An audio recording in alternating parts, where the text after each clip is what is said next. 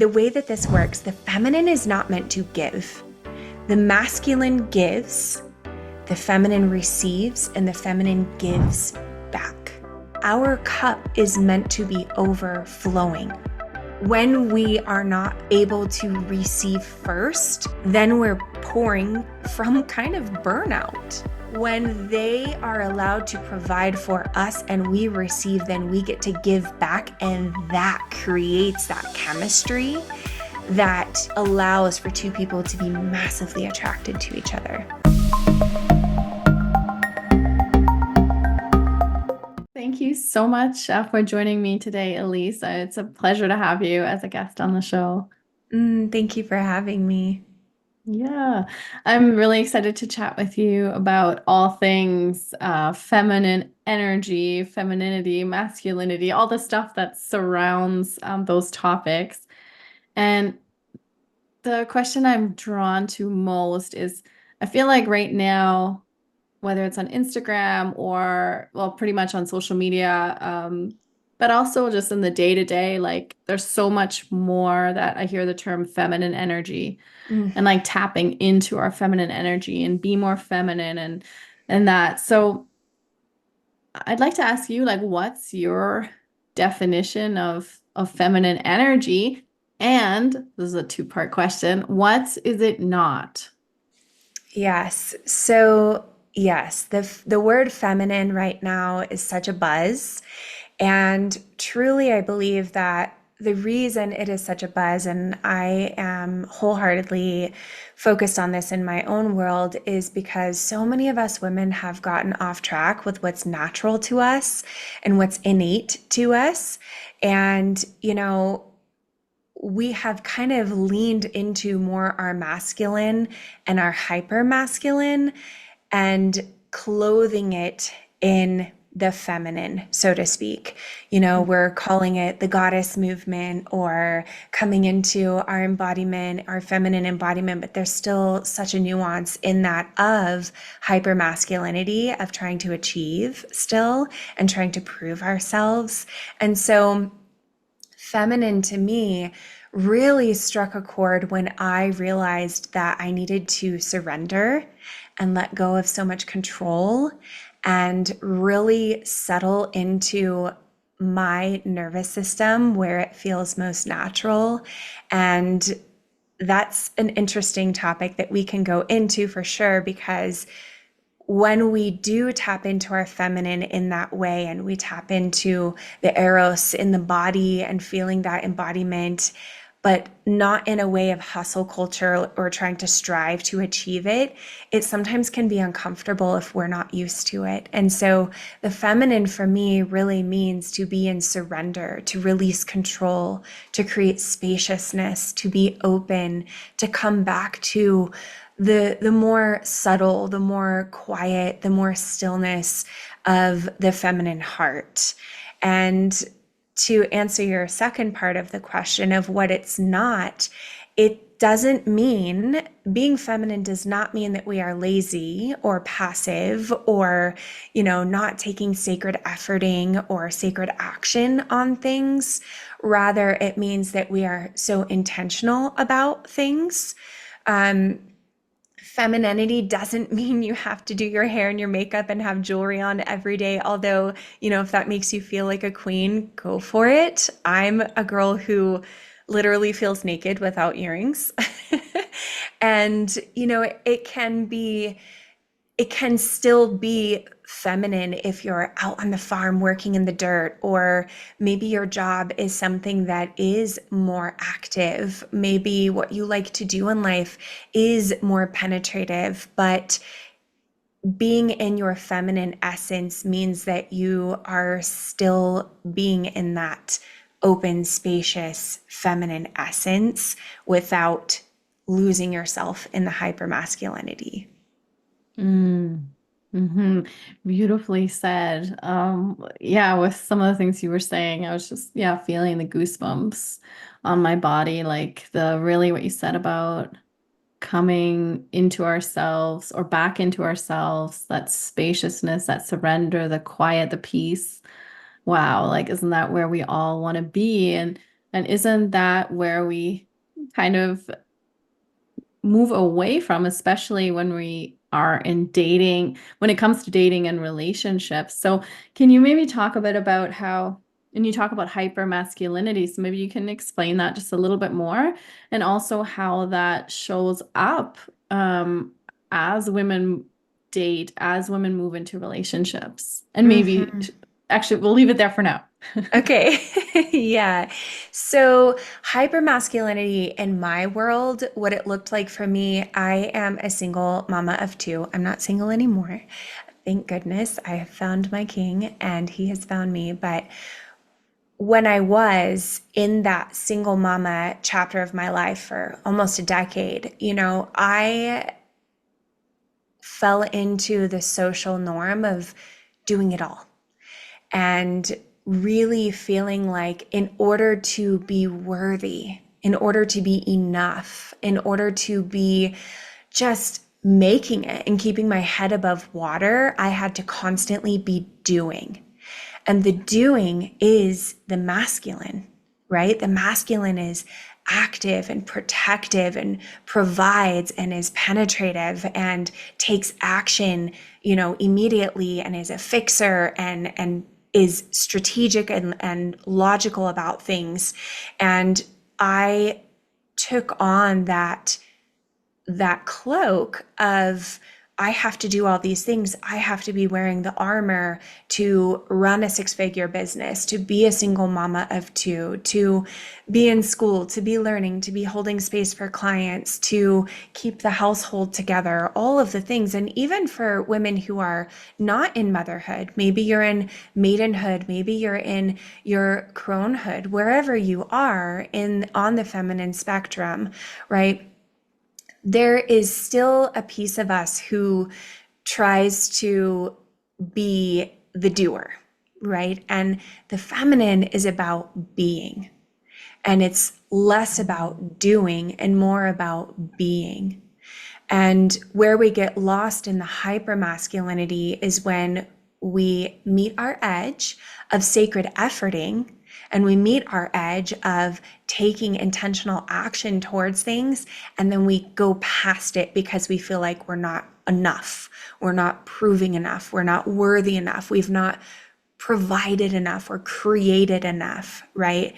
And once we tip over that edge, it's not only a spiritual thing that happens to us where we are now kind of stuck in hyper masculinity because we've created that norm in ourselves, but also in the body. The nervous system for a woman is made to really stay in that rest and respite and surrender instead of in fight, flight, freeze, fawn mode.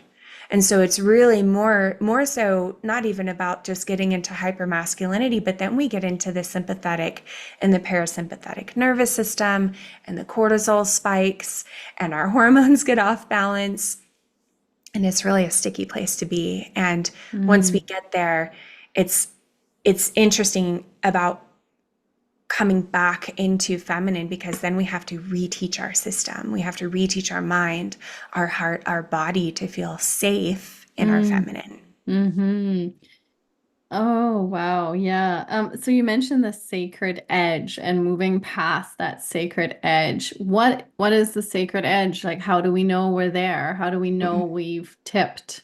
Mm-hmm. Well, in just straight up layman's terms here, burnout. Mm. When a woman taps into her creative essence, it'll feel good. You'll feel inspired. You'll feel turned on and lit up and sexy and just, for lack of better term, empowered. And that empowerment comes from within you, right? And when you find yourself constantly unable to turn the mind off, or thinking about what you have to do, or thinking about your to-do list, or and it's no longer exciting and fueling you and turning you on and creating this like pleasureful juiciness inside of you, Mm. now you've reached a moment of burnout, or you've reached this chapter of burnout, and you quite frankly can lose yourself in that. And so the edge is a beautiful thing. Inside of my Embody Your Desires immersion, the women that are inside of that immersion, I created this is a great example. I created this beautiful challenge that is called the 77 Intentional Challenge. And it's a spin-off of the 75 Hard. So if you've heard of 75 Hard, ladies, it is so made for the masculine. The men that are out there, it's perfect for you.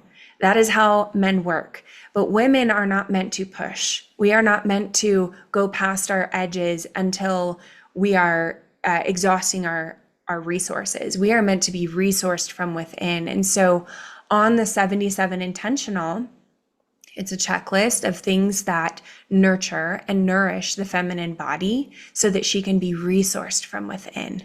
And what I find is that helps women to be resourced so that they can be in that pleasure, that creativity, that turn on, that excitement, that inspiration, so that they are fueled to create things and not walk through the fire of burnout. When we meet that edge of burnout, we lose so much of ourselves because we lose the inspiration. We lose the turn on, emotionally, mentally, physically, spiritually. We can lose it all if we push ourselves too far, because now our body's just trying to survive. Our mind is just trying to survive because it thinks we're under a threat. So the edge is a beautiful place to be. And what I teach inside of the immersion is, meet your edge and maybe take like one baby step past that edge, but don't try to jump off the cliff. Yeah. We're not made to jump off the cliff. We're made to ease into things. I just have this image of someone like dipping their toes like in the cold Mhm. water instead of just going in, taking the plunge and like freezing and, Yeah. just like gradually.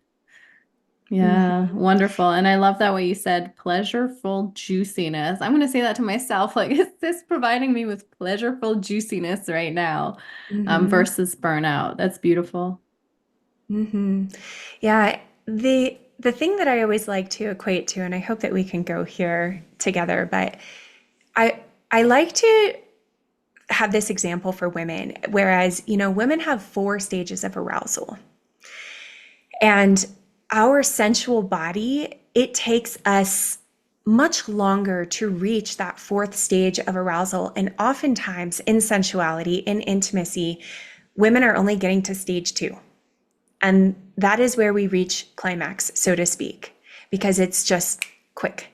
And Mm, that is because the masculine has 2 stages. And their state of arousal is, very quick, very easy, because their job is to penetrate. Their job is to plant their seed. Their job is to get things done. But mm, for us, we are meant to receive. We are meant to slow things down.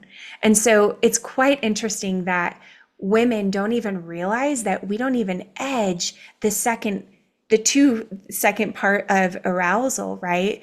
And that's actually where a woman gets really juiced and really turned on and has the most amazing pleasure. And then it can be orgasmic in life, right?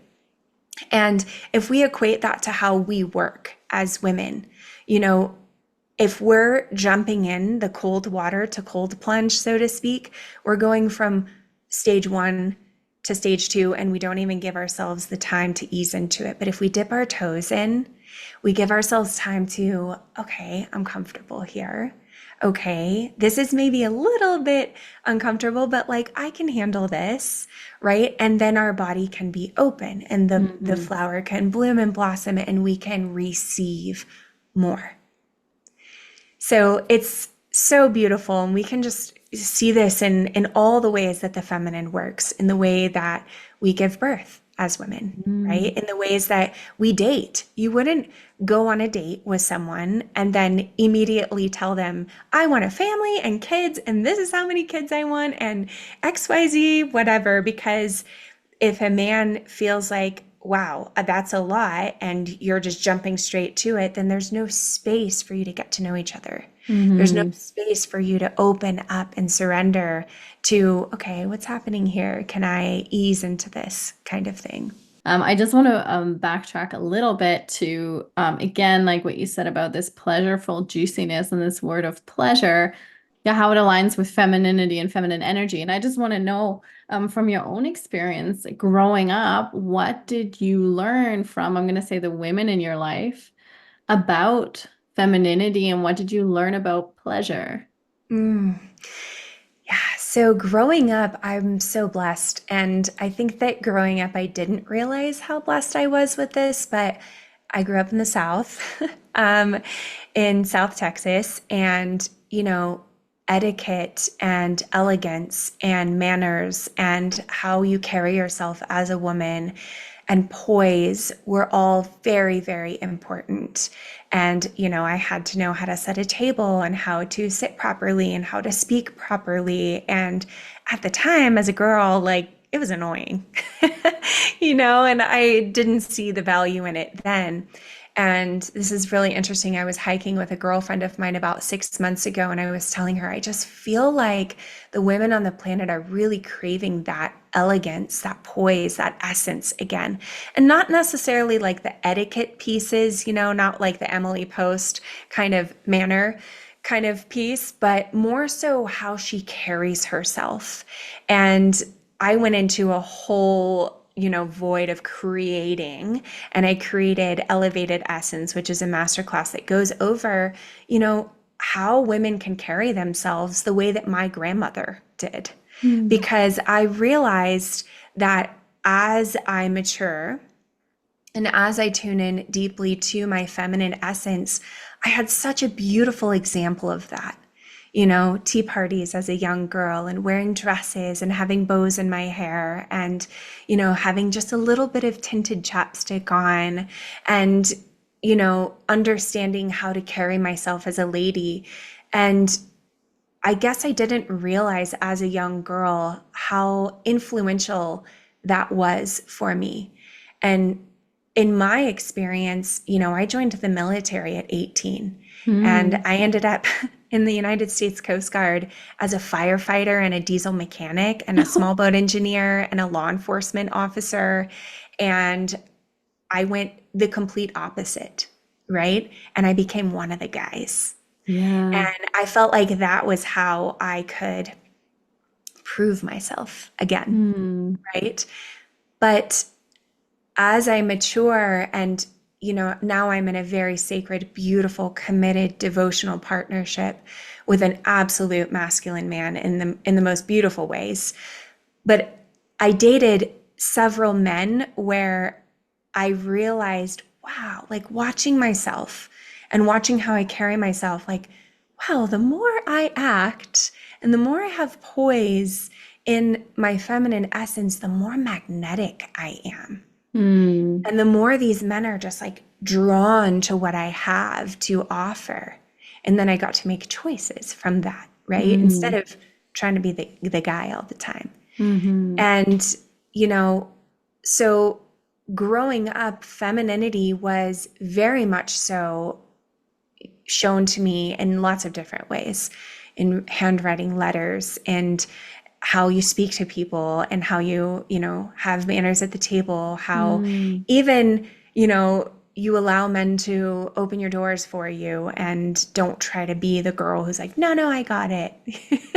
We're actually completely shutting men down when we don't let them provide for us and serve us in that way. Seeing both my grandmother and my mother, they were the type of women who enjoyed luxury things, enjoyed elegant things, and not to mean that things were very expensive. And this is something that I teach my children now is like we have to switch our vocabulary from things being expensive because that creates a lack mindset to understanding that things are valuable, right? And so it doesn't mean that I grew up with a lot of money. I definitely did not. But I recognized in the women who raised me where they put value on pleasure and what things could bring pleasure, like laying the blanket out in the backyard under the oak tree to have a tea party, or swinging on the porch swing under, the beautiful blooms that were above us. What are those purple flowers that hang down? What are they called? They're on Bridgerton, if you watch Bridgerton. I'm blanking on what they're I called right haven't, now. but there's lilacs, there is fuchsias. I'm Um, blanking on what they're called, but I'm like having a visceral memory of like pleasure as a young girl and seeing wow. it. Wisteria, that's the flower that I'm thinking of. So, my grandmother, for instance, laying a quilted blanket out and having a tea party and having the wisteria hanging down under the pergola and the porch swing, and that was pleasure to her, and I recognized that. And that's the thing, is Mm, that as women, we have to recognize that pleasure doesn't always mean something is erotic. yeah. Right? Or that something has to be sensual to Yeah. be pleasureful. Pleasure Hmm. can be dancing by yourself. Pleasure can be sipping on iced tea, and it's how we set intention with things. And Hmm. so I got to see that growing up, Hmm. what pleasure means, and then how to implement that into my own life and then take it a step further. I mean, my mom definitely carried herself as a very sexy woman. Like, she knew she was sexy. I remember all the guys growing up always were like, "Your mom's so hot." And I was like, "Oh, this is so embarrassing." But like, that was important to her, to carry herself as a woman of value, right? And that's Mm. where pleasure just kind of like seeps into things. So, Hmm. Wow. That's really interesting with your story of how you grew up. I definitely see, as you're describing these scenes, some of my own experiences. Like with my grandmother, she was really into gardening and flowers. So just, being in the garden, or that we also had a swing where we would, yeah, sit and just swing and eat like fresh strawberries and just sit in the sun, and that groundedness and just that pleasure from the sunshine or from flowers. And she also had a way she would cook large dinners for a lot of people, bake cakes, and she was always very warm and welcoming into her home. And my mother as well, warm and welcoming. The same thing with both of them. They enjoyed dressing nicely. Like it was like a playful way for them to express themselves. And so I definitely had that element of like feminine energy, of that pleasure piece, or like eating just a piece of chocolate. And my grandma would tell me to just let it melt on your tongue and to really like savor it. So I never like chew my chocolate. I always like suck on it and really mm-hmm, savor the moment. So on the one hand, I experienced this from them, and I saw these glimpses of femininity and of pleasure. And then on the other hand, I saw a lot of hustle energy. So my grandma was the matriarch, so she was the doer. She was working in a family business while, her newborn baby was in a crib beside her. She was yeah, she's always doing, and also not giving herself rest, not approving of rest. So I grew up with, if you're not doing anything, you're lazy. Like napping is lazy. So it was kind of this, I guess, polarity. I don't know. mm-hmm. I know you have something to say on that, but did you experience something like that as well? Because I then went more into, especially my young adulthood and my relationships, I definitely went more into the masculine, into the doing, into the judging rest, into the having to perform and take on these more masculine tasks. So yeah, I guess I'm not sure where we lose it, or where we I guess go to one extreme over the other. I'm just, yeah, what are your thoughts on that? Mm-hmm. I loved listening to your visual of your grandmother, because I'm like, yes. And in that era, I think we're probably close in age. We probably experienced the same. Like, women were really coming into the workforce in that time. Hmm. And they were stepping out of being homemakers and becoming a part of the workforce and Mm, becoming someone who's not the breadwinner, but contributing to the financials in the household. And I think that was like an exciting time for women to come into the Mm. workforce. But they also had the responsibility of raising children, right? And keeping the home together. And when we think about that, that is, there's waves of feminine eras that have come through. And that was a really big one where women felt like, okay, now I get to work and now I want to work.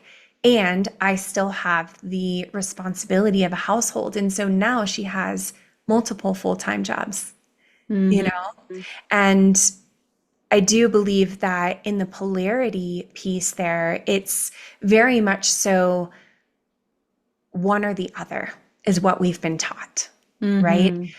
But all the while still holding everything, right? Like your grandmother, for example, and my grandmother actually also worked at the same place as my grandfather. She was the receptionist and secretary, where he was a medical photographer.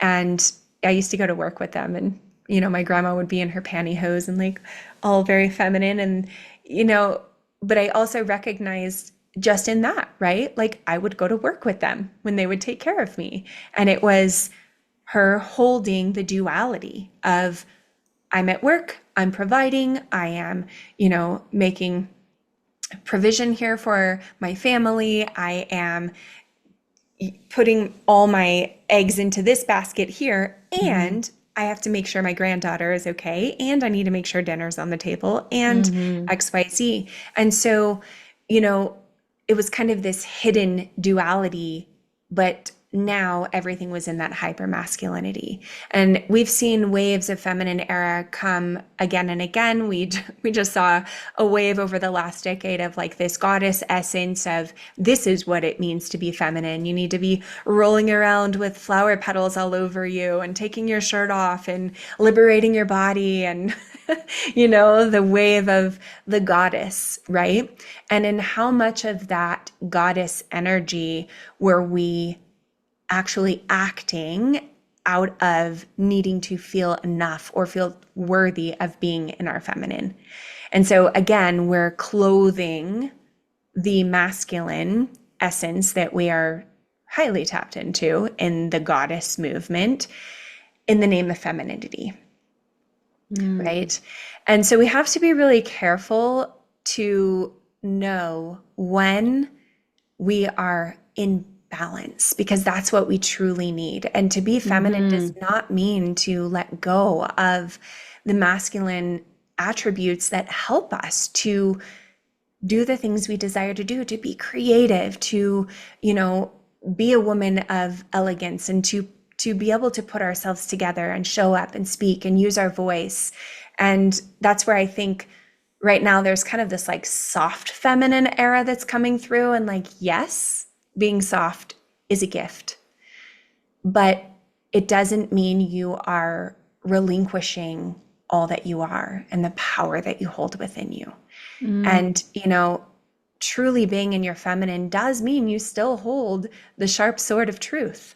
As far as dating goes, this is really interesting because it's been one of the biggest lessons, and it's actually what has led me to create Radiance, which is a 12-week mentorship that's a private mentorship that I have to help women to tap back into their feminine and have really a renaissance of their feminine, a restoration of their feminine essence, and find the balance and come out of burnout, come out of hustle culture, come out of that push culture that so many of us have fallen into. Mhm. What I found in the dating world is that for so long, when I was, exploring relationship, I wouldn't really set down the torch. And by that, I mean, I wouldn't really allow myself to be fully seen, fully loved, fully heard, fully understood in vulnerability, in openness, and in my feminine because I still was controlling things. Mm. A man would come into my life and I still felt like I have to have control of this situation. Like the thing I said earlier about letting them open your door. Mhm. I still was like, no, I'm good. I can open my own door. Mm. in the name of feminine essence, I can open my own door. Mm. But really, what I was saying earlier, and my beloved Tyler has been such a teacher for me in this way, where, in fact, yesterday we were walking out, we came out of Whole Foods, and I was driving my truck, and I went to the driver's side door and I reached for the handle to open the door, and he said, "Don't you dare." And I was like, oh yeah, like I forget. We've been together for years now, and I forget that that is his way of showing up for me. And so I feel that a lot of women, and I see this with my clients, my friends, myself, a lot of women actually push truly masculine, devotional, committed men away when we don't surrender control. Mm. That was such a big lesson for me in dating Tyler, was letting him be a man and letting Mm. him really be a man, and turning off the pieces of me that wanted to be in control and didn't want to let things happen. And now, even now, I mean, for instance, yesterday, in Colorado, if we cut our grass too short, we get grass burn. It's wild. And I moved from Hawaii. I lived in Hawaii for 12 years. So this is like all a new thing for me, living in the high desert region, right? And I tried to tell him, hey, because he's going to mow the lawn with his new lawnmower. I'm like, hey, if you mow the lawn too short, it will get grass burn. Do you want me to check like how high the blade needs to be, whatever? And he like looked at me, sorry, baby, I'm going to say this, but he's like, I'm not incompetent, Elise. And I was like, oh my gosh, that is not what I meant. I was just trying Mhm. to help, and he's like, it's Mm. okay. Just let me be a man, you know? Yeah. And I find that whether we're in the first stages of dating or we've been with a man for a while, we have to be really careful about how much we're trying to control the situation, and let ourselves be served and let ourselves be led. All these women, we're all Mhm. trying to be leaders, but like, Mhm. at what cost are we trying to be a leader? And what are we Mhm. relinquishing by always trying to be a leader? Yeah. How did that when you started dating Tyler, like because in order to give up control, give it up, even that word, give it up, surrender, we need to feel safe to do that. So what was it about Tyler that gave you the message, it's safe to surrender? I don't have to control this situation. Do you remember that, or was it more Oh, within yeah. you? Mm-hmm. Yeah, it was kind of both. So I would say that I'm a really good communicator. And so I communicated my needs really clearly. And, we go into this inside of mentorship too, is like understanding, what are your desires truly? Not what you think you want to quote unquote manifest, or how you want to be magnetic, but like, how do you really want to feel in life? How do you want to feel in relationship, in a committed relationship? And I had a very long list. In fact, it's sitting right here with me, that I said, I want to feel safe, and I want to feel like I can let my guard down, and I want to feel these things. And early on in our relationship, so Tyler and I met, we are country swing dancers. We actually met on the dance floor, and we were friends for almost a year before he pursued me in a different way. And I really looked at him as like, okay, if there is this something here, I need him to know what my desires truly are, so that I give him the map to be able to meet me where I'm wanting to be met. And so I remember early on communicating, I've been a single mom for almost a decade. I've done it all. Sometimes I get overwhelmed by the laundry and the dishes and the cleaning the house and running a six-figure business and being a CEO and school and homework and all these things, right? And by telling him that, I gave him the key to my heart. I literally handed him the key to my heart so that he could say, let me help you. And I remember telling him, it's not that easy for me to let go of these things that I'm so used to. And he said, okay, I'm going to help you. I'm going to I'm going to bring it up to you when I notice that you're not letting me help, right? Or you're not letting me step in and be a part. Like, let me take the weight off your shoulders. It was such a beautiful thing. I just told him this recently, that when we first started dating, I remember him saying, you don't have to do it on your own anymore. I'm here to help you, but you have to let me help you. You Mm. have to let me fix things. You have to let me provide in the ways that I'm able to.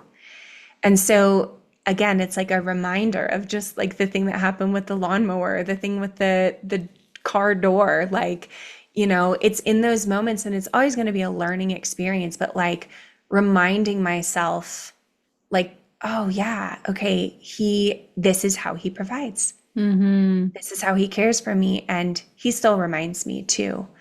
But yeah, it was a vulnerable space that I had to come into. Mm-hmm. And that vulnerability was, it was the doorway to my surrender.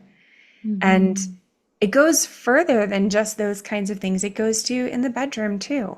I Mm-hmm. mean, I can't say how many times in a relationship a man has just worried about himself and he doesn't realize like that a woman needs to be pleasured, you know? And Tyler worships me. It is Mm-hmm. all about me. And I had a Mm-hmm. really hard time with that in the beginning. Like, it was beautiful, but Mm-hmm. also like I was like, wow, like, okay, maybe I'm taking a little too long, or like, man, he's really been focused on me for the past 30, 40 minutes. Maybe I should focus on him. And he would be like, no, this is about you. Right. Mm-hmm. And it taught me a lot. Like, wow, Mm-hmm. there are men out there who want to pleasure a woman, who want to see her surrender control, who want to see her soften. Right. And Mm-hmm. yeah, I kind of went off on a tangent there, but It's a yeah, beautiful thing. And yeah, I'm so happy you found a man that helps bring that out in you. yeah, it's so interesting. And we can look at this in the dating world, that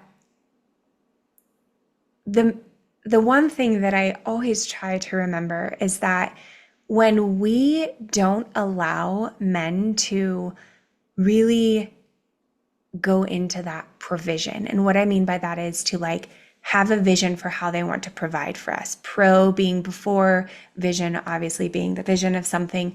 When we don't allow them to provide for us in all these different ways, we're actually robbing them of what is primal to them, Mm.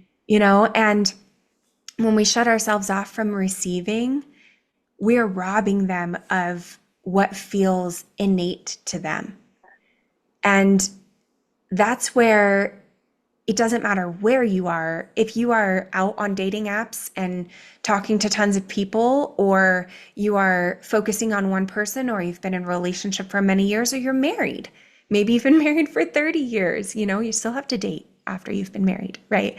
And the thing is when we take that away, we are disrupting that innate duality that is of service to magnetism, to chemistry, to attraction.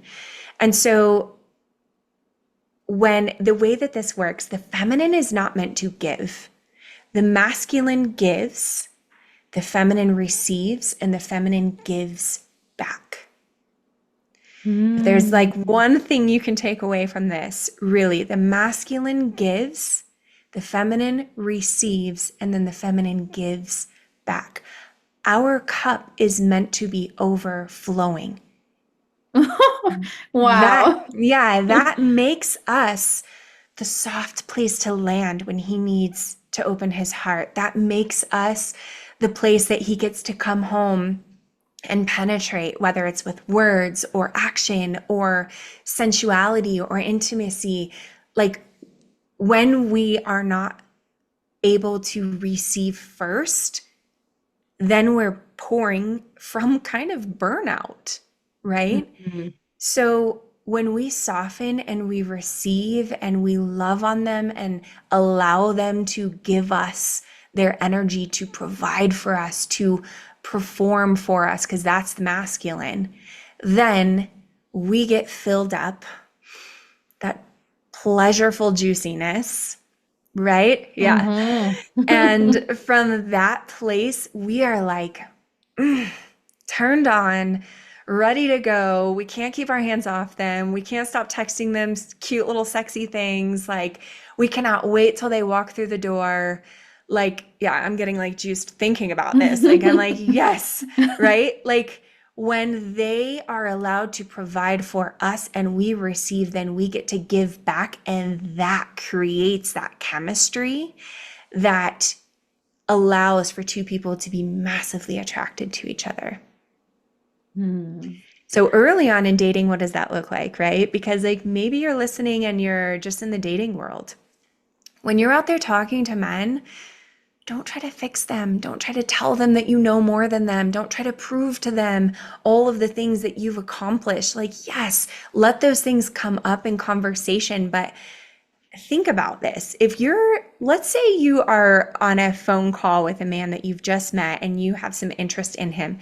If you are overloading him with all of your accomplishments and he's not asking and you're just kind of taking control of the conversation and saying, this is where I want to go and XYZ, all these things, then, you know, he's like, wow, she's being really penetrative. Like, she's penetrating here. And it's Mm-hmm. going to cause him to kind of step back a little because now you're taking over the masculine. Mm-hmm. But if you are able to be in your feminine and allow him to lead you, Mm-hmm. allow him to lead the conversation, allow him to lead you into opening up to share intimate things about yourself, open you up to share your accomplishments. Now he feels like he's providing the space. You are being filled with his creation of a container for you to be held and safe, which I'm going to come back to here in a moment here. And now you can respond to that.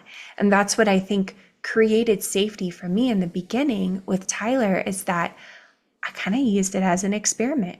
Mm-hmm. What would happen if I really let myself settle into my feminine? What Mm-hmm. happens when I don't try to control? And the attraction, the chemistry, oh my gosh, like we could not keep our hands off of each other. We were like honoring each other's space at the same time. It was just a beautiful thing. And Mm-hmm. that's what created safety. Wow. Yeah, that's amazing.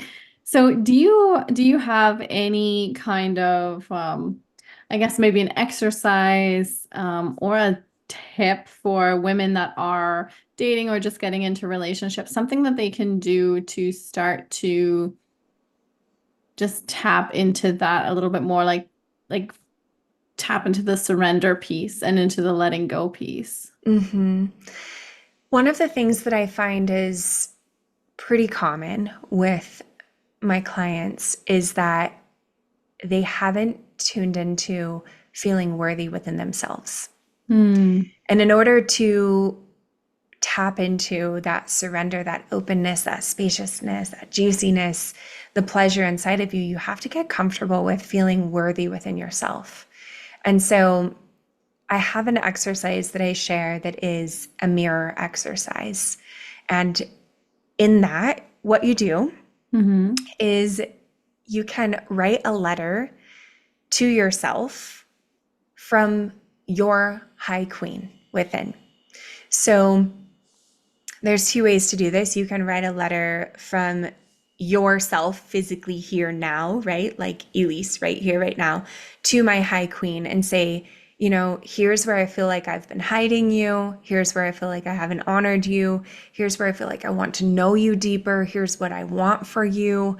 You know, I want the world to see you. I want to feel radiant. And I'm sorry that I haven't allowed myself to express myself as you, this high queen, this beautiful feminine essence that has power and elegance and poise and grace, right? and then have that high queen respond to that letter. So you just kind of switch your voice. Now I'm writing from the high queen within me. I'm going to say back to Elise here now in the physical, in the present moment. I see you. You're working hard. You're doing all these beautiful things to tune into this. And it's beautiful when you automatically write like that. It's called automatic writing. What can come through? Mm-hmm.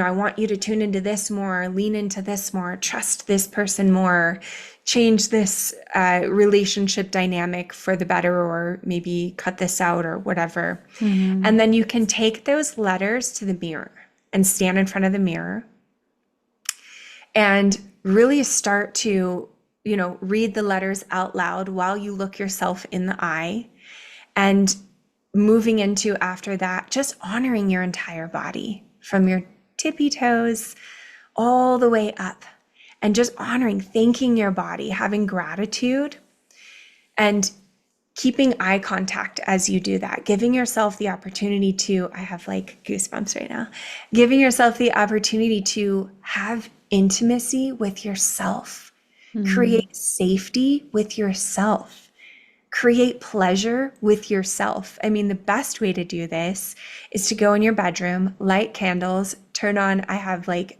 my favorite playlist that's on Spotify. It's a tantric sensual playlist, and I'll send you the link. It's great. Yes, please. And, let yourself get into that pleasureful space with yourself, touching your body, honoring your body, dancing, move your body, move your hips, right? Find that muse within you and Mm. honor the muse yourself, because once you can honor yourself as a muse, then you will be magnetic in the dating world, in your relationships, Mm-hmm. whether that's friendships or intimate relationships or your career.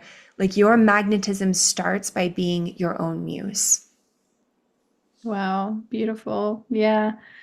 One thing that comes up for me is, once we like this exercise sounds super powerful, and I found too, when you're committed to tapping into that high queen every day, don't be surprised if things happen very quickly. Because, like, for me, once I started doing that, once I was like, got really clear about what I wanted in a relationship and a man, how mainly I wanted to feel, how I wanted to be, I wanted to carry myself.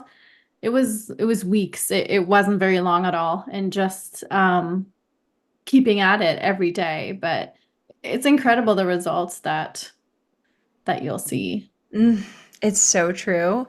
And, inside of Embody Your Desires, it's about reclaiming your magnetism and getting really clear, like really, really clear on how you want to feel and what your vision is and what's okay for you and what lights you up and then what's not okay. Mm-hmm. And I'm telling you, I mean, you are not joking. Once you start to carry yourself with the poise of your desires, Mm. everything changes so quickly. And you realize, like, wow, my yeses are holy hell yeses, and my no's are hell no's.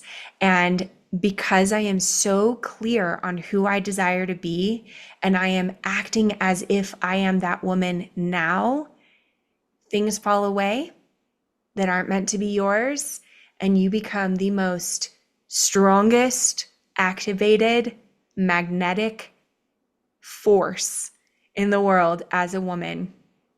And that is what it means to be feminine. Wow. Thank you so much, Elise. That's incredible. How can women find out more about you and yeah, work with you? I know you mentioned a few programs. So yeah, maybe just mention what the best way is to get in touch with you Yeah. right now. My favorite way to connect with people is over on Instagram. I am one of those women who loves to take relationships off of the gram and into real life. So my Instagram is Elise Nicole. You can come find me. And please, please let me know that you found me through this podcast so that I can kind of put a face to a place of where you found me and understand, what conversation you listened to. My website's super simple. It is my full name, EliseNicoleKirkpatrick.com. You'll find private mentorship. You'll find,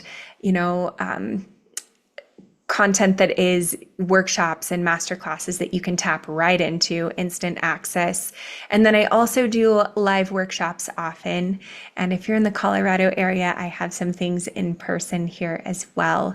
And yeah, I would love to also let your listeners know, as a feminine authenticity and embodiment mentor, one of my favorite things to offer is my gifted, free, Worthy Woman visualization meditation. And I'll definitely give you the link so that you can share that with your listeners. It is a powerful meditation, completely free, and you can go tap into that and kind of start to understand what your desires are here and now, how you can tap into your feminine essence, tap into your worthiness, your enoughness, and really begin to celebrate your restoration of coming home to your feminine essence. Beautiful. I'll make sure to link all that in the show notes for easy access. Elise, is there anything that I haven't asked you yet? Is there some kind of point you'd like to drive home before we wrap up for today? I think that one of the coolest things that I like to share is that if you're watching, if you can see, I have a tattoo on my wrist that I got when I was 18. It's in Latin script and it says "Nocete ipsum."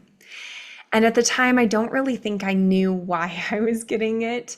But I did. I thought it was beautiful. And those are the words that I wanted on my wrist. And what I have found in becoming so highly magnetic and really devoting my life to my magnetism and creating the life of my dreams, going from a single mom on food stamps to a six-figure CEO with, an incredible partnership, and traveling and experiencing the pleasure in life, is that the only way I was really able to embody this essence is to know myself and know myself fully.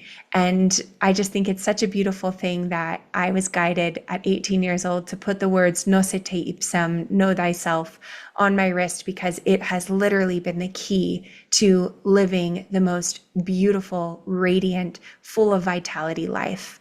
And so, if anything, take the steps that you need to really know who you are, aside from social conditioning or your patterns, your old beliefs that aren't yours at all, and give yourself the gift of learning who you truly are so that you can show up in the world as your most magnetic signature soul medicine that the world is so ready to receive. Beautiful. Awesome. Okay, final question for you, Elise. What song are you dancing to nowadays? Oh, in partner dancing or Maybe or just by myself? by yourself, yeah. Yeah, so, well, I guess I would say there's two, and they're complete opposite spectrums. So, one of my favorite songs to dance to in partner dancing and by myself, I actually got ready to it and was dancing in the mirror before we got on this Oh, call, cool. is "Lose Control" by Teddy Swims, which is so funny because we just talked about control and surrender.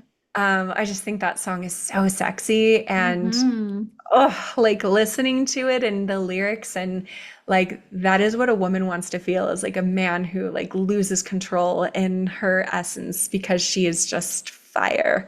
And by myself, if I need like a pick me up or I just need to shake energy out, I love Dea Dova, and she has a song that's called "Return of the Bird Tribe," and I can just blast that song and let myself ecstatically dance, moving my body and all parts of me and shaking it out, and yeah, feeling so feminine and powerful at the same time.